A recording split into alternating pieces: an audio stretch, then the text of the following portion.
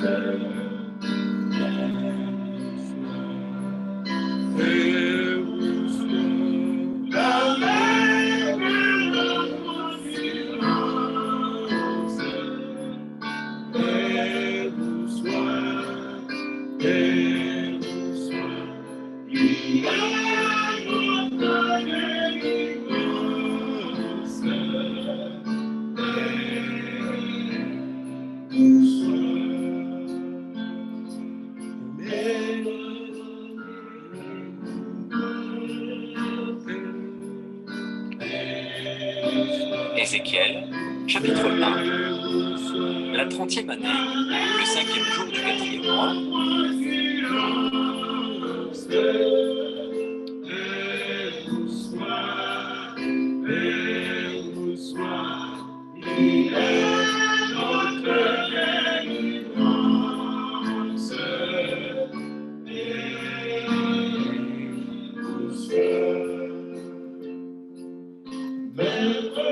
Ézéchiel, Ézéchiel, chapitre.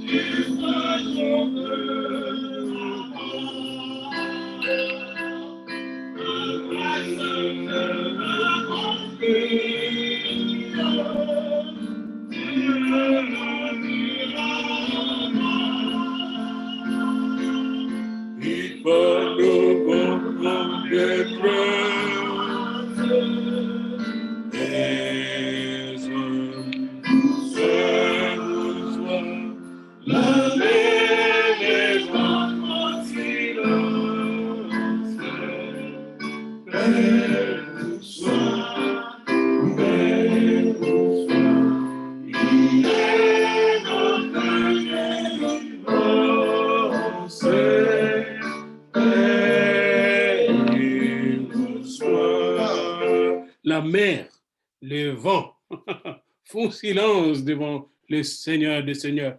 Écoutons encore sa parole dans Ézéchiel 36, 37 et 38.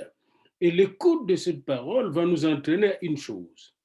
Il va nous entraîner, et l'écoute de cette parole va nous entraîner à souffler sur les ossements desséchés de ce monde, à souffler sur les malades de ce monde, à souffler sur les morts de ce monde et à prophétiser sur ceux à qui nous soufflons le souffle de Dieu pour qu'ils reprennent vie au nom de Jésus. Écoutons cela, puis à la fin, nous allons résumer cette belle et puissante parole. Ézéchiel 36. Ézéchiel, chapitre 36. Et toi, fils de l'homme, prophétise sur les montagnes d'Israël. Tu diras, montagnes d'Israël, écoutez la parole de l'Éternel. Ainsi parle le Seigneur, l'Éternel, parce que l'ennemi a dit sur vous, ah, ah, ces hauteurs éternelles sont devenues notre propriété. Prophétise et dis, ainsi parle le Seigneur, l'Éternel. Oui, parce qu'on a voulu de toutes parts vous dévaster et vous engloutir, pour que vous soyez la propriété des autres nations, parce que vous avez été l'objet des discours et des propos des peuples. Montagnes d'Israël, écoutez la parole du Seigneur, de l'Éternel. Ainsi parle le Seigneur, l'Éternel, aux montagnes et aux collines, aux ruisseaux et aux vallées, aux ruines désertes et aux villes abandonnées qui ont servi de proie et de risée aux autres nations d'alentour. Ainsi parle le Seigneur, l'Éternel. Oui, dans le feu de ma jalousie, je parle contre les autres nations et contre Édom tout entier, qui se sont donné mon pays en propriété avec toute la joie de leur cœur et le mépris de leur âme, afin d'en piller les produits. C'est pourquoi prophétise sur le pays d'Israël, dit aux montagnes et aux collines, aux ruisseaux et aux vallées. Ainsi parle le Seigneur, l'Éternel. Voici, je parle dans ma jalousie et dans ma fureur, parce que vous portez l'ignominie des nations. C'est pourquoi ainsi parle le Seigneur, l'Éternel. Je lève ma main. Ce sont les nations qui vous entourent qui porteront elles-mêmes leur ignominie. Et vous, montagnes d'Israël, vous pousserez vos rameaux, et vous porterez vos fruits pour mon peuple d'Israël. Car ces choses sont près d'arriver. Voici, je vous serai favorable, je me tournerai vers vous, et vous serez cultivés et ensemencés. Je mettrai sur vous des hommes en grand nombre, la maison d'Israël tout entière. Les villes seront habitées, et l'on rebâtira sur les ruines. Je multiplierai sur vous les hommes et les animaux. Ils multiplieront et seront féconds. Je veux que vous soyez habités comme auparavant, et je vous ferai plus de bien qu'autrefois. Et vous saurez que je suis l'Éternel. Je ferai marcher sur vous des hommes, mon peuple d'Israël, et ils te posséderont. Tu seras leur héritage, et tu ne les détruiras plus. Ainsi parle le Seigneur, l'Éternel. Parce qu'on vous dit, tu as dévoré des hommes, tu as détruit ta propre nation, à cause de cela tu ne dévoreras plus d'hommes, tu ne détruiras plus ta nation, dit le Seigneur, l'Éternel. Je ne te ferai plus entendre les outrages des nations, et tu ne porteras plus l'opprobre des peuples. Tu ne détruiras plus ta nation, dit le Seigneur, l'Éternel. La parole de l'Éternel me fut adressée en ces mots. Ceux de la maison d'Israël, quand ils habitaient leur pays, l'ont souillé par leur conduite et par leurs œuvres. Leur conduite a été devant moi comme la souillure d'une femme pendant son impureté. Alors j'ai répandu ma fureur sur eux, à cause du sang qu'ils avaient versé dans le pays et des idoles dont ils l'avaient souillé. Je les ai dispersés parmi les nations, et ils ont été répandus en divers pays. Je les ai jugés selon leur conduite et selon leurs œuvres.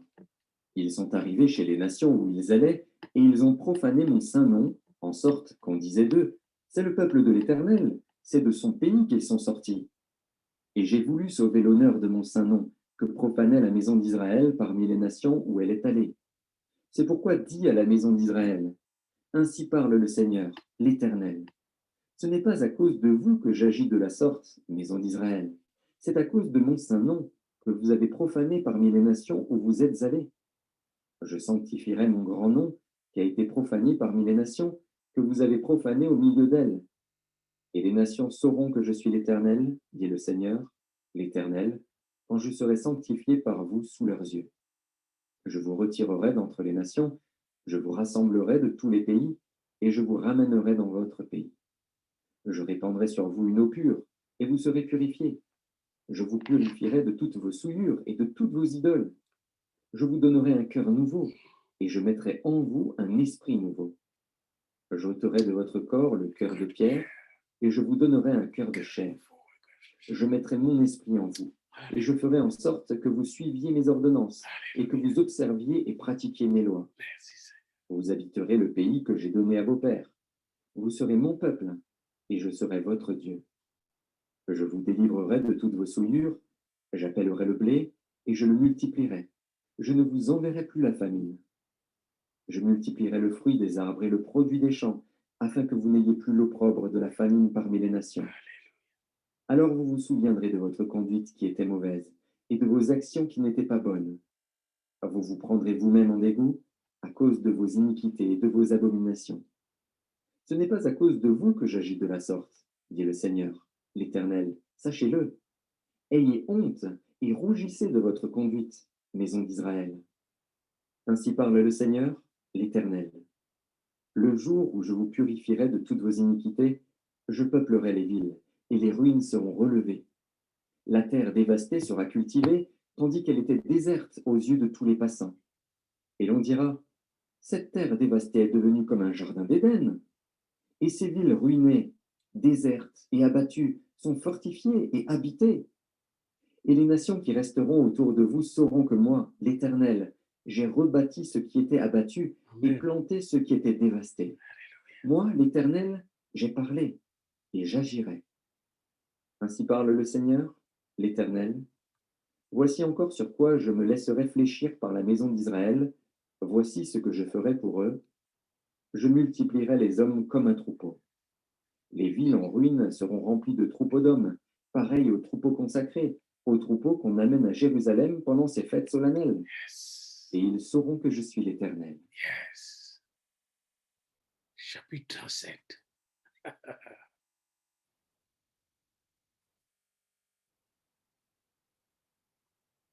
Ézéchiel, chapitre 37. La main de l'Éternel fut sur moi, et l'Éternel me transporta en esprit et me déposa dans le milieu d'une vallée remplie d'ossements. Il me fit passer auprès d'eux, tout autour. Et voici, ils étaient fort nombreux, à la surface de la vallée, et ils étaient complètement secs. Il me dit, Fils de l'homme, ces eaux pourront-ils revivre? Je répondis, Seigneur éternel, tu le sais. Il me dit, prophétise sur ces eaux, et dis-leur, ossements desséchés, écoutez la parole de l'Éternel. Ainsi parle le Seigneur, l'Éternel, à ses eaux. Voici, je vais faire entrer en vous un esprit, et vous vivrez. Yes. Je vous donnerai des nerfs, je ferai croître sur vous de la chair.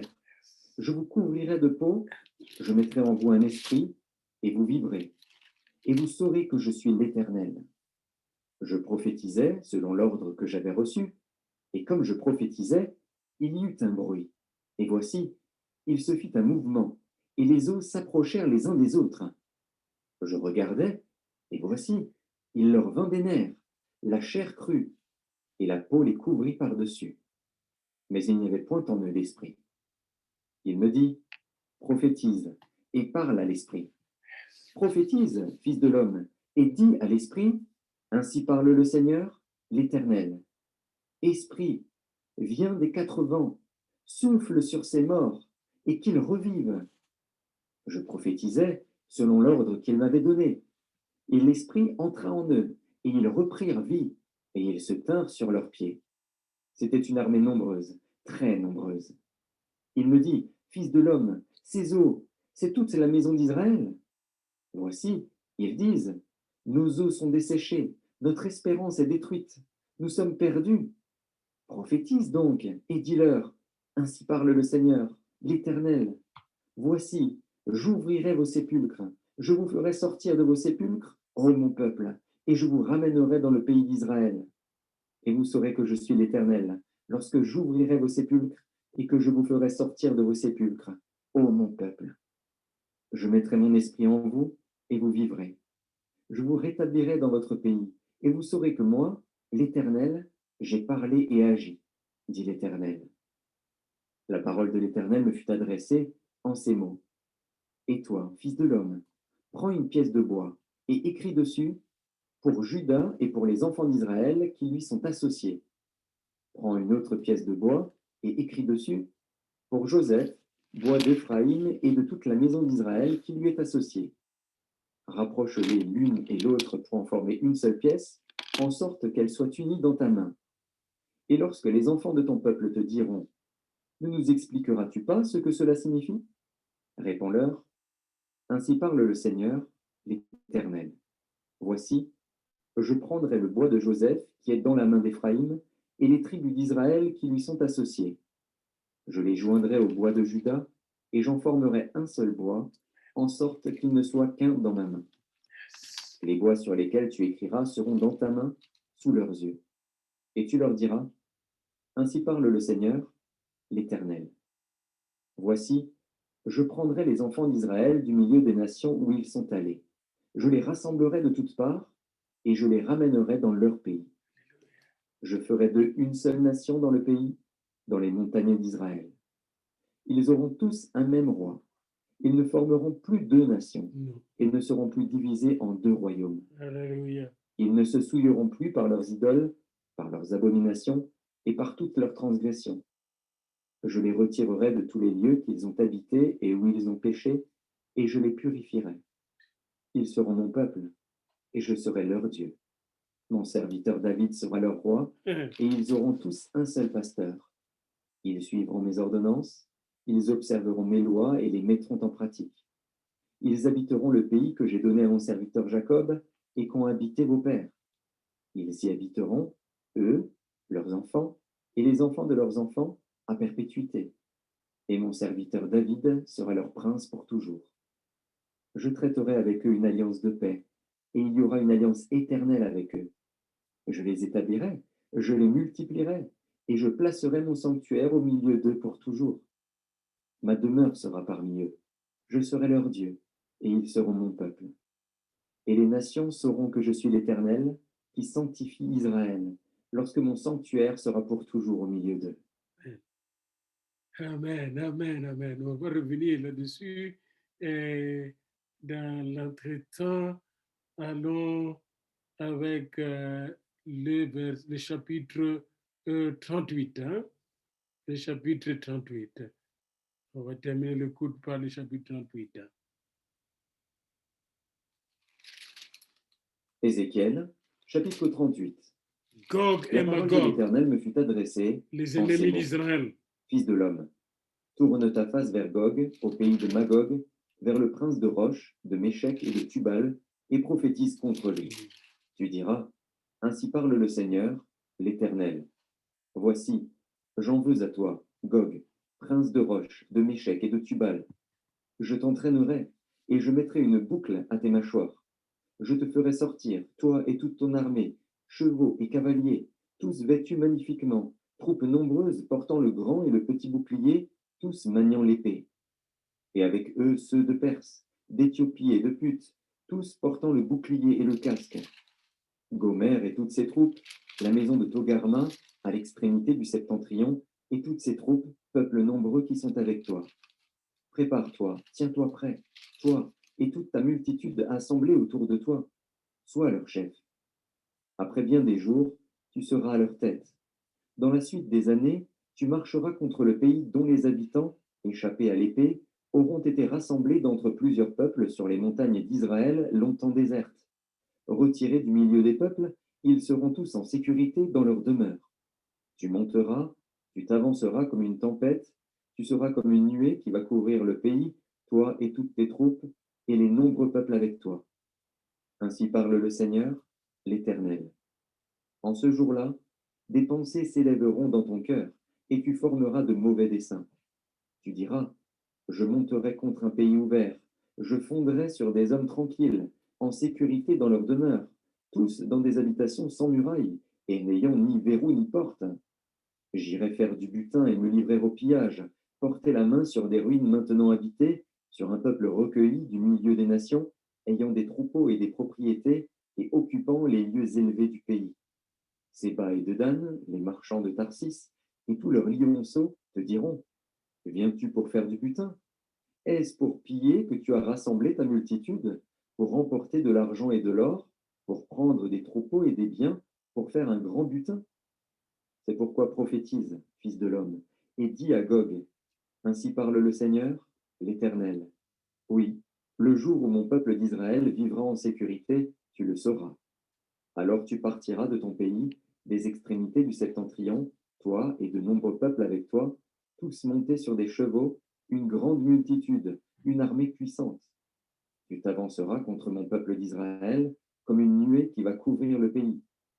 Dans la suite des jours, je te ferai marcher contre mon pays, afin que les nations me connaissent, quand je serai sanctifié par toi sous leurs yeux, ô Gog.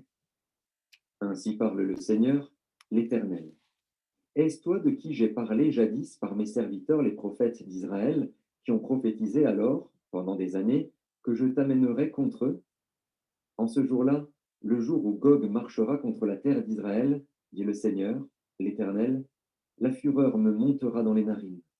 Je le déclare, dans ma jalousie et dans le feu de ma colère, en ce jour-là, il y aura un grand tumulte dans le pays d'Israël. Les poissons de la mer et les oiseaux du ciel trembleront devant moi, et les bêtes des champs et tous les reptiles qui rampent sur la terre, et tous les hommes qui sont à la surface de la terre. Les montagnes seront renversées, les parois des rochers s'écrouleront, et toutes les murailles tomberont par terre.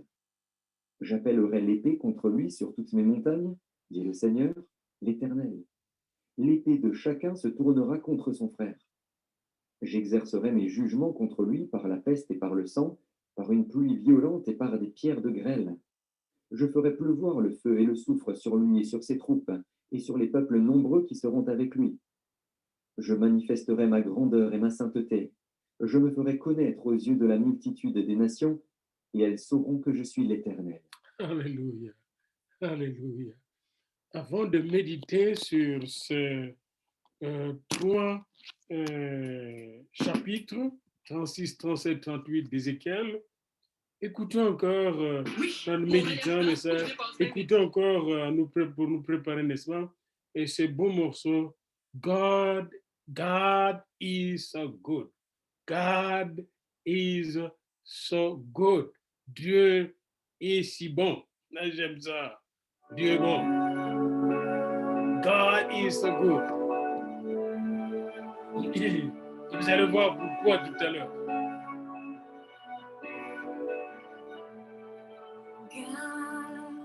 God is so good. God is He's so good. God is so good. He's so good to me. God is so good. I love him so. I love him so. I love him so. He's so good to me.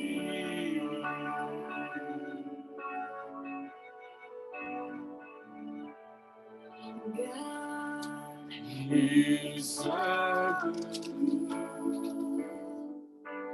God is so good. Yes, God is so good. He's so good to me. Bien-aimé, Dieu est bon et si bon pour toi et moi. Et quand vous allez dans le chapitre 36, 37 et 38, vous allez comprendre combien Dieu était bon et est encore bon pour Israël, mais aussi pour toi. Parce que la Bible doit être lue comme un livre prophétique et mathématique. Prophétique qui nous annonce des choses, n'est-ce pas, qui vont se produire dans l'histoire. Et en même temps, ces choses sont comme les chiffres mathématiques, vont s'appliquer sur le peuple de Dieu, non seulement d'Israël, mais le peuple de Dieu dans toutes les nations. Waouh, waouh, waouh, waouh. Alors au chapitre 36, Dieu demande aux prophètes de prophétiser sur les montagnes d'Israël la restauration, la bénédiction. Pouvons-nous commencer à prophétiser sur les montagnes de nos nations la restauration, la bénédiction de Dieu? Voilà la première leçon. La deuxième chose que nous constatons toujours à ces chapitres, n'est-ce pas, après avoir demandé aux prophètes de prophétiser sur les montagnes, du verset 1 au verset 7, et à partir du verset 8, il explique ce qu'il va faire aux montagnes d'Israël. Voici, je vous serai favorable, je me retournerai vers vous et vous serez cultivés, ensemencés. Vous allez vous multiplier, le peuple va se multiplier sur ces montagnes. Le pays des montagnes, vous connaissez Jérusalem. Jérusalem est une ville de montagnes, n'est-ce pas? Eh bien, ces montagnes-là seront encore habitées. Et à ce moment-là, Jérusalem était en ruine. Et à la fin, à partir du verset 16 et jusqu'à la fin, Dieu annonce la purification des Israélites, même. Dieu purifie les Israélites de leurs idoles, bien plus. Il va répandre sur Israël, les Israélites, son esprit. Verset 25, je répandrai sur vous une eau pure. Et cette eau va vous purifier. Et Dieu veut répandre sur nous encore, sur le peuple qui sont encore aveugles, une eau pure. Waouh! Et pendant cette période, Pascal, savez-vous que Dieu a répandu déjà l'eau pure à travers Jésus quand il était percé à sa droite. Et il dit, et je vous purifierai de toutes vos idoles. Les idoles dans le monde, les faux dieux, les faux prophètes vont être purifiés, pulvérisés. Et je vous donnerai un cœur nouveau. J'ôterai de votre corps le cœur de pierre, verset 26, et je vous donnerai un cœur nouveau. Ce qu'il a promis pour Israël, il a aussi promis pour toutes les nations qui vont se tourner vers lui en Jésus-Christ. Je mettrai mon esprit en vous. Dieu va mettre son esprit en vous. Il va mettre son esprit dans les enfants, les restes d'Israël. À la fin des temps, nous allons le voir. Alors, arrivé au chapitre 37, là, il montre Israël tel qu'il était, des ossements desséchés, tout un cimetière de tombes, ils sont morts tous. Et c'est ça l'état du monde, l'état des nations aujourd'hui, c'est des ossements desséchés, les religions de la mort, partout. l'occultisme partout, le matérialisme partout, le péché partout, la haine partout, bien-aimé. Et il dit au prophète, tu vois les ossements desséchés, est-ce que ces ossements peuvent revivre? Par la question qu'il pose, il amène sur une vallée pleine d'ossements. Et le monde est comme ça, les nations sont comme ça. Quand je vois nos nations africaines, elles sont comme ça. Mais je pense que c'est seulement l'Afrique. J'arrive en Amérique du Nord, c'est la même chose. C'est des ossements desséchés, des gens incrédules, des gens athées, des gens qui sont dans le péché, dans la rébellion contre Dieu, qui haïssent Jésus. Mais le prophète ne peut pas rester éternellement dans la critique. Dieu lui dit de prophétiser sur ces ossements. Et il vous dit encore aujourd'hui, prophétise. Il dit, ossements desséchés, écoutez la parole de l'Éternel. Et alors il a parlé aux ossements desséchés, voici, je vais faire entrer en vous un esprit et vous vivrez. Je vous donnerai des nerfs, je ferai croître sur vous de la chair et je vous couvrirai de peau. Je mettrai en vous un esprit et vous vivrez. La promesse du chapitre 36, verset 25, 27. Se réalisera. Et vous saurez que je suis l'Éternel. Auparavant, avant ce chapitre 35, c'était « Je vais vous juger, je vais vous ruiner, vous allez être punis, et vous saurez que je suis l'Éternel. » Maintenant ici, je vais vous bénir, je vais vous donner un esprit nouveau, un cœur nouveau, et vous saurez que je suis l'Éternel. Il ne faut pas seulement regarder le côté jugement. Quand vous lisez la prophétie, il faut voir les deux côtés de la médaille. Le jugement vient pour la restauration. Regardez, et dans la suite, n'est-ce pas, hein, et quand il a prophétisé sur l'ordre de l'Éternel, et il a vu un bruit, il a entendu un bruit, et il a vu un mouvement, les os s'approchaient les uns les autres, les os morts s'approchaient les uns les autres. C'est ce qui arrive quand nous évangélisons. Les gens qui étaient aveugles, qui étaient durs, qui étaient accrochés à leur religion, s'ouvrent et commencent à voir la parole de l'Éternel. Et c'est ce qui arriva.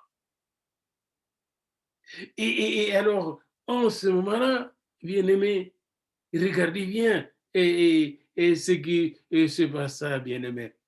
Regardez bien ce qui se passa. Je vais vous le dire, bien-aimé. Ces ossements, ils se sont rapprochés les uns les autres, mais il n'y avait pas de vie. Ne respirez pas. Alors, le Seigneur lui a dit de prophétiser encore. Prophétise, parle à l'esprit. Cette fois-ci, pas aux hommes, mais à l'esprit. Appelle mon esprit. Appelle le même souffle qui te donne la vie. Le même souffle prophétique qui te fait prophétiser. Ézéchiel l'appelle. Et dit à l'esprit de venir des quatre vents de la terre et de souffler des quatre vents de l'univers, de souffler sur ces morts. Nous devons souffler pendant cette période pascale, nous devons souffler sur cette terre mortelle, mais mortalisée par l'homme, par le péché. Et vous voyez, et dans la suite, à partir du verset 15 jusqu'à la fin, Dieu va parler de la réunification à la fin des temps, du royaume du Nord, Éphraïm et Manassé et tout ça, il va le ramener avec Juda, n'est-ce pas, Benjamin ensemble. À la fin des temps, Israël va devenir un seul royaume, davidique, sous les règnes de Jésus-Christ. Et aucun ennemi ne va triompher contre Israël. C'est ce que nous dit le chapitre 38 quand on parle de Gog et Magog. Ce sont des ennemis d'Israël qui vont venir du monde entier et s'abattre sur Israël pour venir le détruire. Mais Jésus va le détruire par son feu qui sortira de sa bouche. Alors, qu'est-ce que nous devons faire maintenant? Maintenant, pendant cette période, Dieu nous dit une chose, n'est-ce pas? Donnez la vie aux morts, la vie de Jésus-Christ. Amen. Donnons la vie aux morts. Soufflons, prophétisons, parce que dans le dernier jour, dit le Seigneur, Joël 2, je répandrai de mon esprit sur toute chair, vos fils et vos filles prophétiseront, vos jeunes gens auront des visions, oui, comme il a dit que nous allons prophétiser un dernier jour. Nous aussi, nous sommes sur cette vallée des ossements desséchés. Nos nations sont desséchées, nos familles sont desséchées, nos écoles sont desséchées, même certaines églises sont desséchées, des ossements desséchés. malades, morts. Mais nous avons le souffle que Dieu nous donne en Jésus-Christ. Soufflons, soufflons, soufflons la vie, soufflons la parole de Dieu, soufflons, soufflons par le sang de Jésus-Christ, n'est-ce pas? Par l'eau pure de Jésus, tous les péchés de ces ossements, de ces nations desséchées, athées, incrédules, lavés par le sang de l'agneau, vont recevoir les souffles de la vie éternelle. Et de foules vont courir un jour vers le trône de Dieu avec des robes blanchies par le sang de l'agneau pour aller adorer éternellement notre Seigneur. Amen. Amen.